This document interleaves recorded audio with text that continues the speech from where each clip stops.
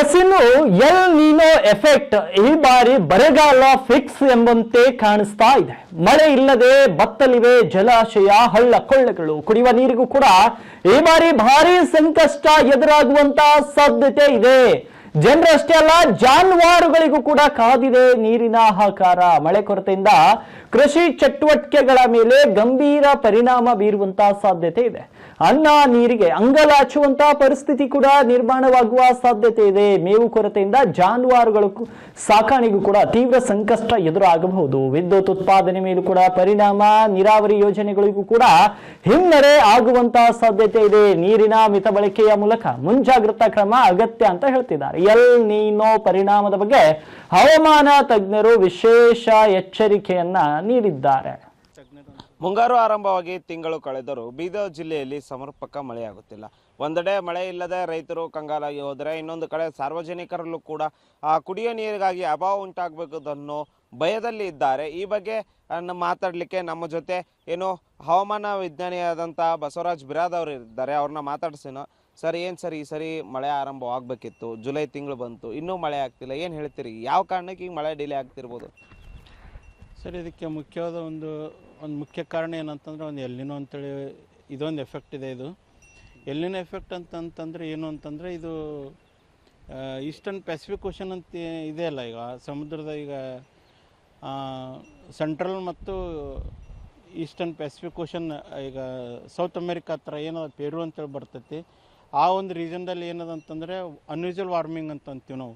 ಸಾಮಾನ್ಯಕ್ಕಿಂತ ಹೆಚ್ಚಾಗಿ ಒಂದು ಉಷ್ಣ ಕಾಣ್ತಾ ಇದೆ ಅಲ್ಲಿ ಸಮುದ್ರದಲ್ಲಿ. ಬಟ್ ಈ ಕಡೆ ನಾವು ವೆಸ್ಟ್ ಕಡೆ ಬಂದಾಗ, ಏಷ್ಯಾ ಹತ್ರ ಬಂದಾಗ ವೆಸ್ಟ್ ಪೆಸಿಫಿಕ್ ಓಷನ್ ಏನಿದೆ ಅಂದರೆ ಸಾಮಾನ್ಯಕ್ಕಿಂತ ಕಡಿಮೆ ಉಷ್ಣಾಂಶ ಇರೋದರಿಂದ ಏನಾಗ್ತದೆ ಅಂತಂದರೆ ಹೈ ಪ್ರೆಷರ್ ಝೋನ್ನಿಂದ ತೇವಾಂಶ ಲಿಫ್ಟ್ ಆಗಬೇಕಿಲ್ಲಿ. ಬಟ್ ಅದು ಆಗ್ತಾ ಇಲ್ಲ. ಅದು ಒಂದು ಕಾರಣ ಇದಕ್ಕೆ.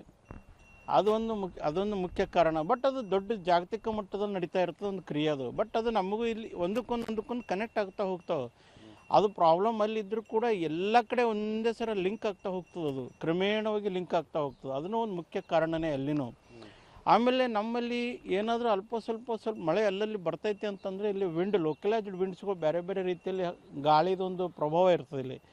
ಈಗ ಅರೇಬಿಯನ್ ಸೀದಿಂದ ಕೆಲವೊಂದು ತೇವಾಂಶ ತುಂಬ್ಕೊಂಡು ಬರ್ತಾ ಇರ್ತವೆ. ಈಗ ಇದೇ ಮಾನ್ಸೂನೇ ಎಲ್ಲ ಕಡೆ ಇದಾಗಿ ಅರೇಬಿಯನ್ ಸಮುದ್ರದಿಂದ ಕೂಡ ಗಾಳಿ ಬಂದು ಈಗ ಈ ಥರ ಏನು ಗಾಳಿ ಬೀಸ್ತಾ ಇದೆ ಇವಾಗ, ಇದನ್ನು ಕೂಡ ಏನದೆ ಸ್ವಲ್ಪ ಮಟ್ಟಿಗೆ ಸಹಾಯ ಆಗ್ತದೆ ಅಷ್ಟೇ ಮಳೆ. ಇದೇನು ಪೂರ್ತಿ ಸಾಮಾನ್ಯ ಮಳೆ ಬರ್ಬೇಕಂತ ಏನಿಲ್ಲ, ಅಥವಾ ಅದಕ್ಕಿಂತ ಹೆಚ್ಚು ಬರ್ಬೇಕಂತ ಏನಿಲ್ಲ. ಬಟ್ ನಮಗೆ ಕರೆಕ್ಟಾಗಿ ಅಂತಂತಂದರೆ ಮುಂಗಾರು ತೇಜ್ ಆಗಬೇಕು, ಕರೆಕ್ಟಾಗಿ ಬರ್ತಾ ಇರಬೇಕು ಮಳೆ. ಎಲ್ನಿನೋ ಎಫೆಕ್ಟ್ನಿಂದನೇ ಈ ಸರಿ ಮುಂಗಾರು ಸಾಕಷ್ಟು ವಿಳಂಬ ಆಗ್ತಿದೆ ಅಂತ. ಹೌದು, ಈ ಸರಿ ಎಲ್ಲಿನೂ ಮುಖ್ಯ ಕಾರಣ ಬಿಡ್ರಿ. ಜಾಗತಿಕ ಮಟ್ಟದಲ್ಲಿ ಎಲ್ಲ ಕಡೆ ನಾವು ಕಂಪ್ಯಾರಿಸನ್ ಮಾಡಿದಾಗ ಎಲ್ಲಿನೂ ಭಾಳ ಮುಖ್ಯ ಕಾರಣ ಆಗ್ತದೆ. ಎಲ್ಲಿನೋ ಅನ್ನೋದು ಎಷ್ಟು ವರ್ಷಕ್ಕೊಮ್ಮೆ ಬರುತ್ತೆ? ಯಾಕೆ ಇದು ಎಲ್ಲಿನೋ ಅಂತ ಅನ್ನೋದು ಏನಂತಂದರೆ ಪ್ರತಿ 2 ರಿಂದ 5 ವರ್ಷಕ್ಕೆ ಒಂದ್ಸಲ ಬರ್ತದೆ ಸರ್. ಇದು ಬರ್ತದೆ. ಬರಗಾಲ ಫಿಕ್ಸೇ ಅದ್ರದ್ದು ಏನು ಇದನ್ನೆಲ್ಲ ಫಿಕ್ಸ್ ಆಗ್ತದೆ. ಎಲೆಕ್ಟ್ರಿಸಿಟಿ ಸಮಸ್ಯೆ ಬರ್ತದೆ, ಜಲಾಶಯಗಳು ನೀರಿನ ಕೊರತೆ ಬರ್ತದೆ,